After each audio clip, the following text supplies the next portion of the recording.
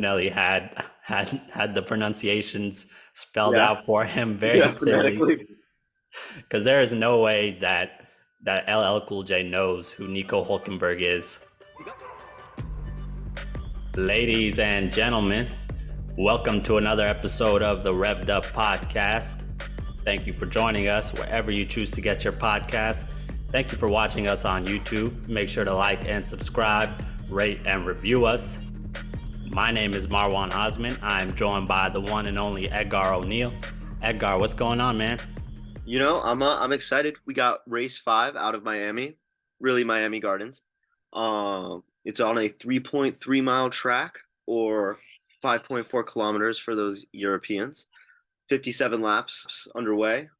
First race 2022, fastest laps. That Max Verstappen at a 1.3, 1.361.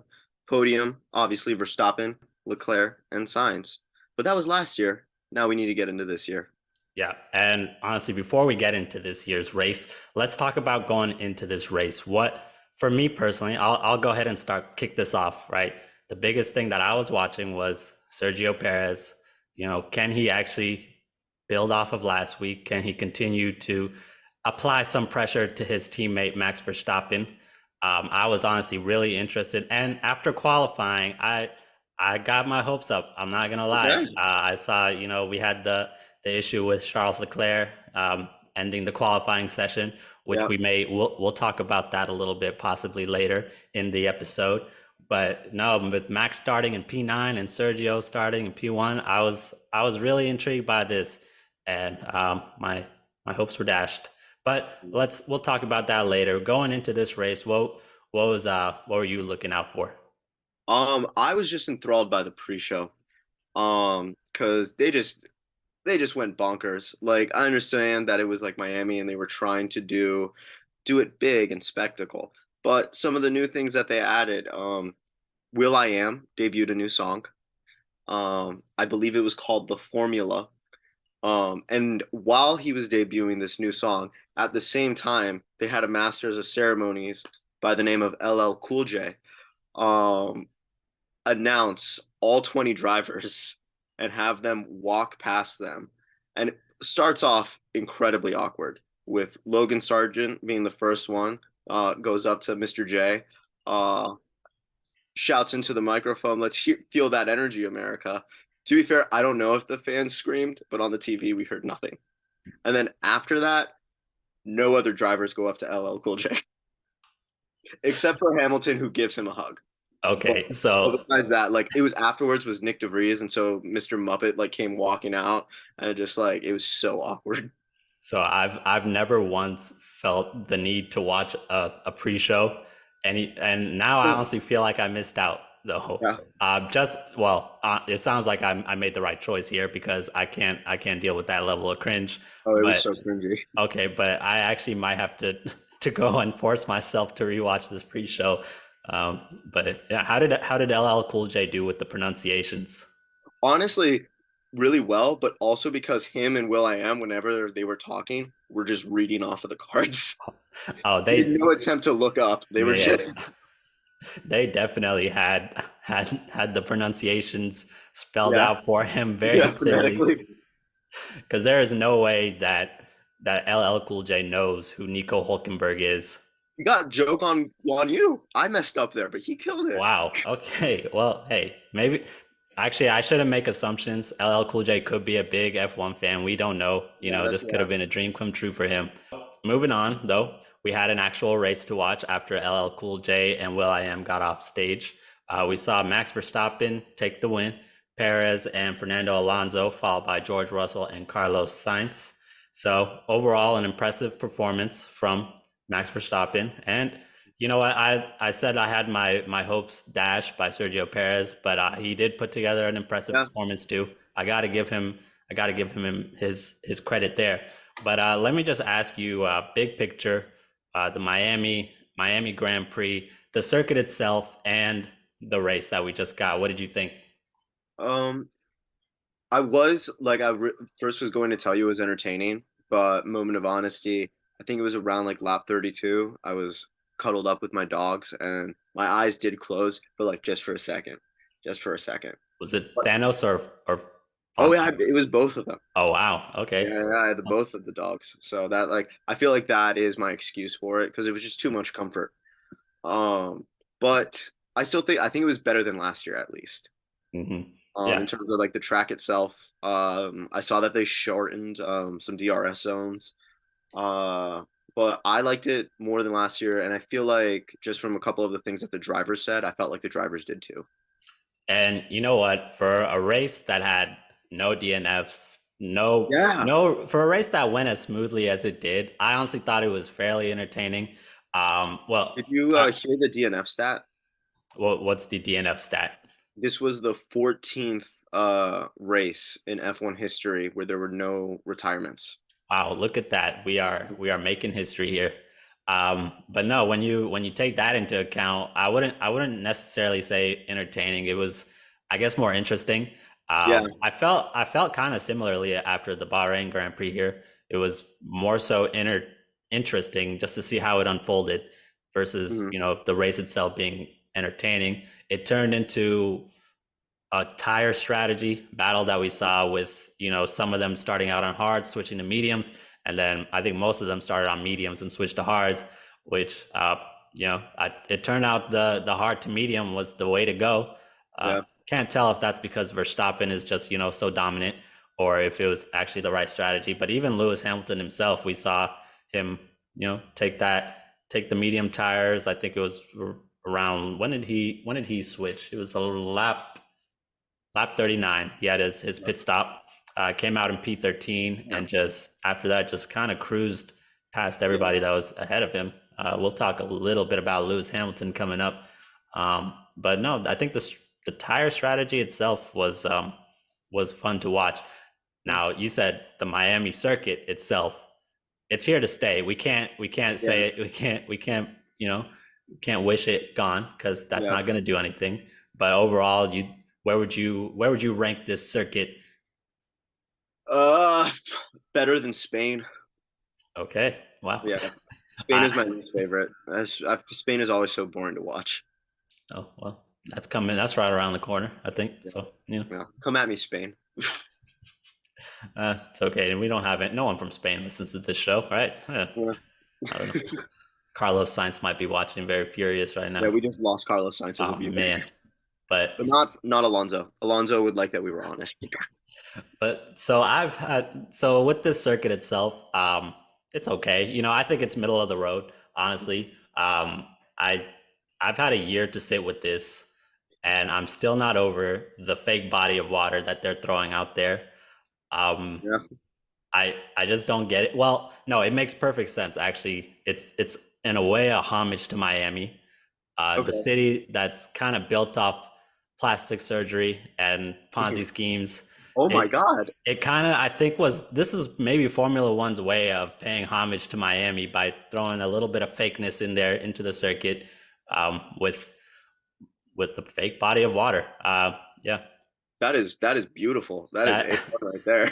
that shot from last year, the reporter just standing doing the report from the water itself, is just ingrained in my mind, and I've had a year to sit on it and think about it, and I'm still not over it. But no, overall, it's an okay track. It's a street circuit, quote Yeah. unquote.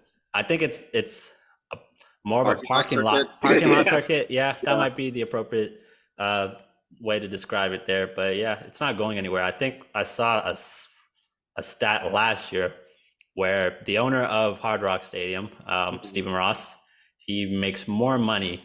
He's also the owner of the Miami Dolphins. He makes Okay. more money off of one weekend of the F1 event in Miami than a season of Miami Dolphin home games.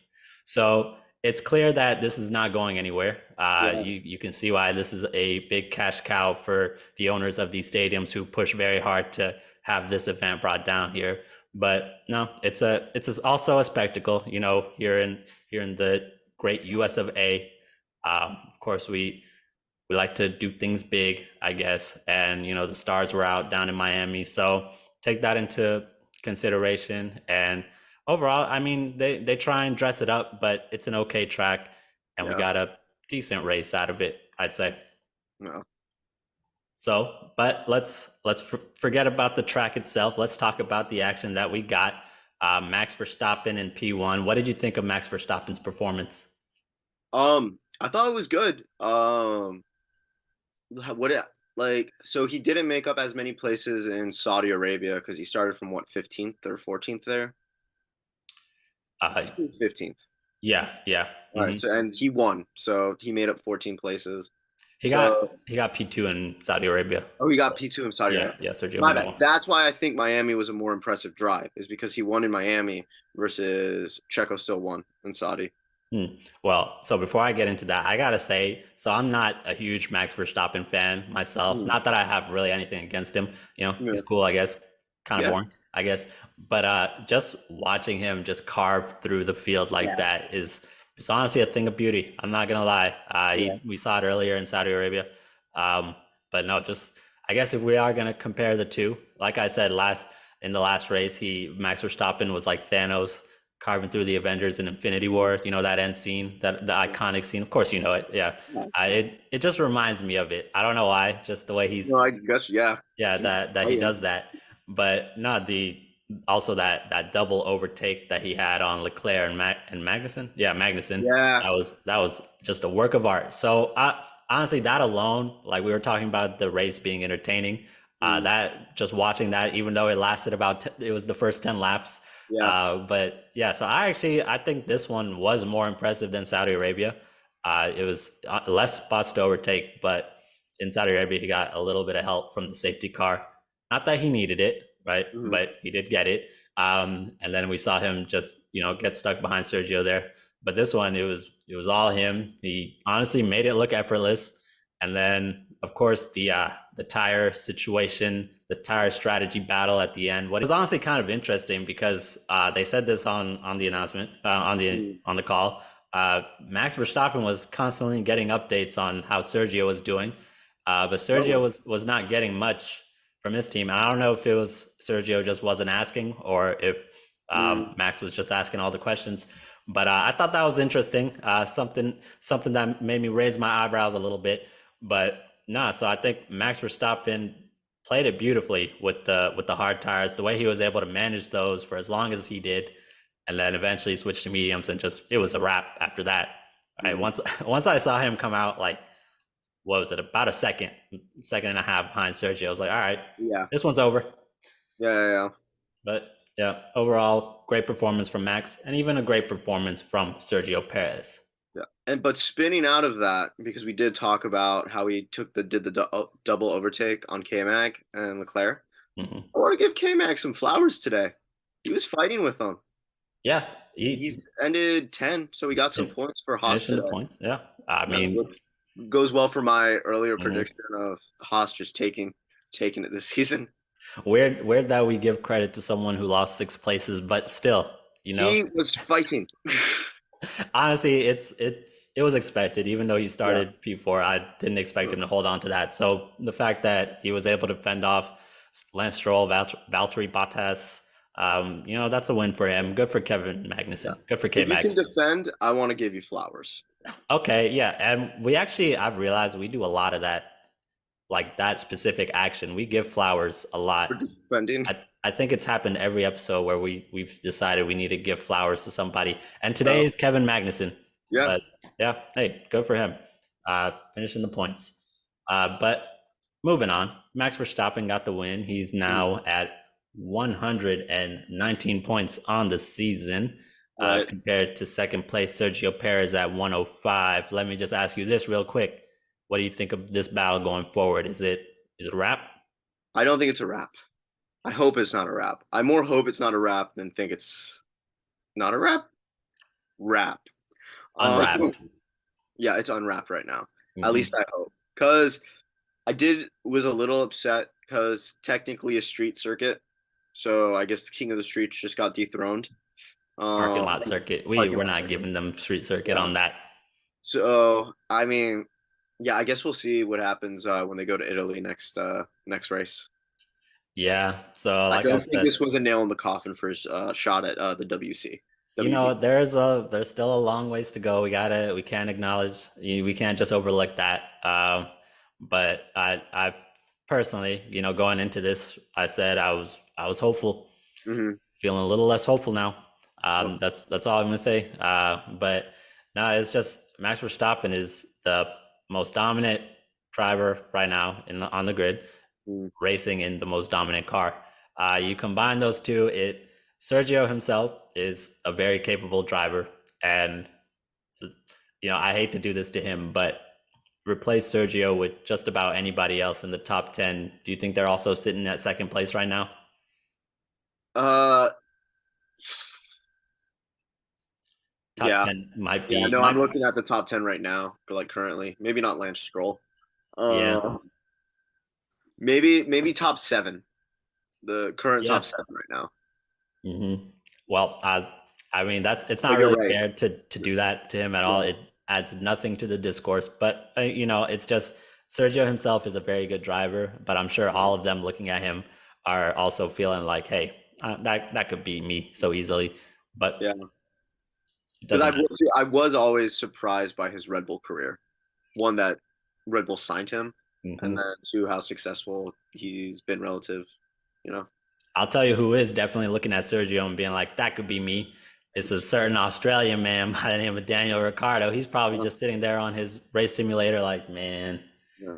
After going to you the know. Met Gala. hmm Oh yeah, I'm acting like he's got it rough. No, Daniel Yeah, Ricciardo has the best job in the world right now. this is ridiculous. Moving on from the Red Bull fellas, what do you think of Lewis Hamilton's performance? It was good, and it had me worried at first because I was getting flashbacks to when he was like, maybe you just want to save the car. Um, but yeah, no, I thought he did good. It's still weird to see him like south of P5. I'm not Yeah. getting used to that yet. hmm So, based on just qualifying itself, I was a little taken back by what we saw from Lewis Hamilton and Yeah, how he was just struggling going into the race and the start of the race too. We saw him stuck behind. What was it? He was stuck behind Nico Hulkenberg for a little while there, and in that whole time that he was stuck behind him, we saw Carlos Sainz pit stop and then easily overtake both Lewis Hamilton yeah, and Nico Hulkenberg. But eventually he got past Hulkenberg. That was fine. And then we saw the pit stop around lap 40, switch onto the mediums, and then he was flying. I yeah, was like, man, where has this been, Lewis? Because yeah. it definitely would have helped a little earlier in the race. But nah, it's in the end. So. It works. It works. Yep. No. But no, so Lewis Hamilton himself, I think, turned around what would have been a pretty terrible performance, a rough performance for him by his standards, Yeah. and put on a show at the end there. So kudos to him. Uh, we'll give him. I can't give him all the flowers. I'll give him like a single flower Oh, for that's so because sweet. it kind of averages out. He Yeah. started out rough and then, but gained a lot of positions. Good overall, solid job from Lewis Hamilton. Yeah. He Uh, split the Ferraris. That's good. yeah, and Ferrari themselves are. I think we did a separate video for Ferrari and their struggles. I think it might be time for part two of that because now I'm just confused. I'll be Yeah. honest. I have no idea what's going on with Ferrari, but we'll get back to that eventually. Yeah. Um, but no, so Lewis Hamilton himself, I think, was you know, put together an okay performance. Like I said, his teammate George Russell, I think, had a surprisingly good drive. Mhm. We saw that moment where Lewis was kind and just Yeah. stepped out of the way, worked out beautifully. So Mhm. hey, things seem to be going pretty swell for Mercedes. At least the drivers seem to like each other. I still feel like swell is a strong word. They're on the up a little bit. Okay, yeah, we're getting They're there. doing Uh, okay now.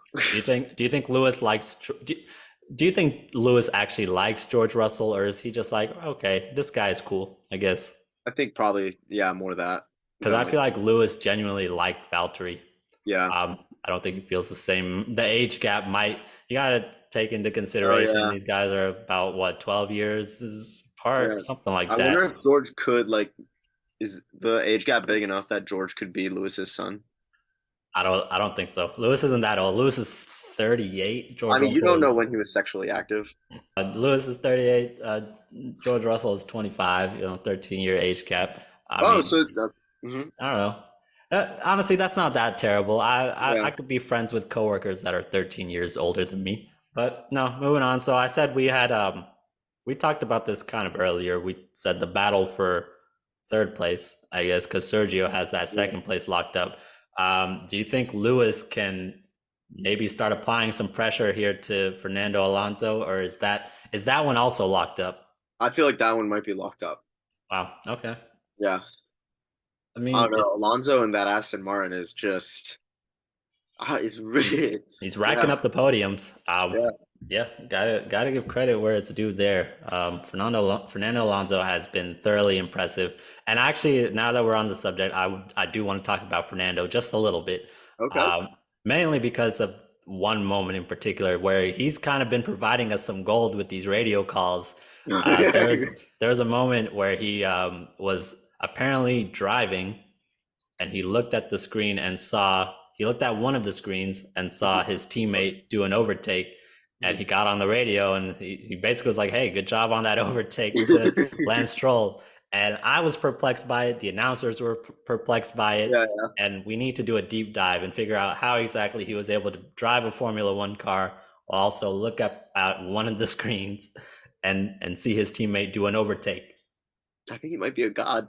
Honestly. But yeah, no, supportive Fernando Alonso has been winning me over as of late. Yeah. So, hey, I was honestly fairly neutral on him. I didn't Mhm. really have an opinion on Fernando. I know he's a legend in his own right, 2 championships, but no, he's starting to win me over. I think it might be the age thing. Yeah. Once you get up there, it turns into angry millennial to fun grandpa, even though Yeah. he's So 40 he's years not old. giving any fucks. But no, impressive performance from Fernando Alonso himself. So that is our podium, though. Max Verstappen, Sergio Perez, Fernando Alonso. But so there is actually one more thing that I want to talk about here, and so this McLaren team, right? I almost feel bad for what I do here, where we only really talk about McLaren when they're struggling. Yeah. So let me just give We're credit where talking it's about due. them a lot. We Sorry. do talk about funny how that works, huh? Yeah. We talk about them a lot and we only talk about them when they're struggling. But no, for credit where it's due, last week they put together a really impressive showing and I genuinely thought that they would be able to build from it and keep moving from it. But man, let me just get out of the way. You're the McLaren fan. What is going on with your team? I have no idea. Because also, I felt like we didn't see them at all during this race. Like Yep. it wasn't until after the race I was like, oh, where did they actually finish? Um, I think obviously they're still my team, and I'm a very faithful and loyal person. But this kind of solidified them as the Williams now. Man, can they at least make up their mind though? Because I didn't like actually being, having that curveball thrown last week of, oh, hey, this team might actually be making some noise here. Mhm. But no, we did not see that. Oscar Piastri himself, I thought, was starting to put together a nice string there, but things didn't work out for him. Now it could be that this was a slight blip and a slight downturn, and they'll work on it and get things right for Imola. But But that car's overall, not reliable. it's the car itself has been honestly the biggest heel because I genuinely think that Lando Norris is a good driver Yep.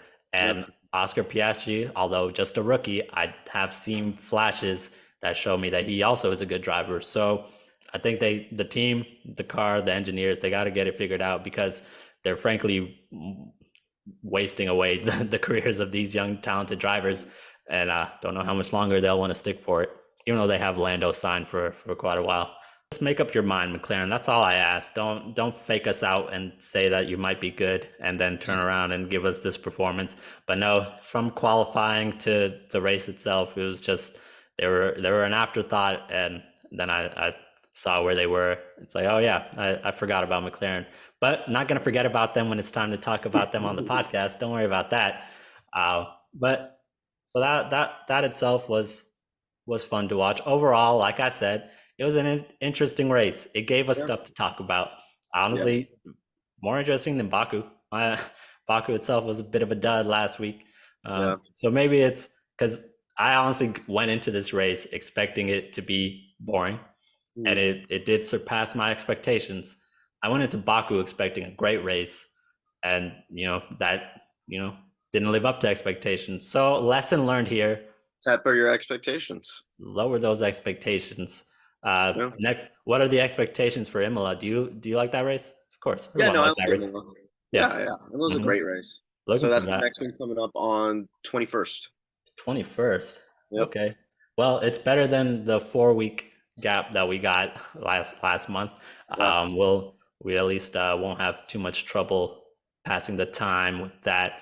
Um, Logan Sargent, last place, home race for Yeah. him. Yeah. That was because he had a pit because he got front wing damage. Oh, right. Yeah, early Yeah, in the race. we saw the bottom three for pretty much the whole race was the three rookies.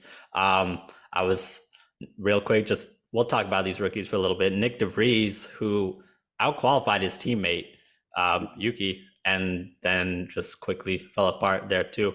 Um, we'll do a little quick deep dive on the rookies at some point. Yeah. But overall though, the race gave us things to talk about. We had things to talk about, and that's really all you ask for if you're doing a Formula One podcast.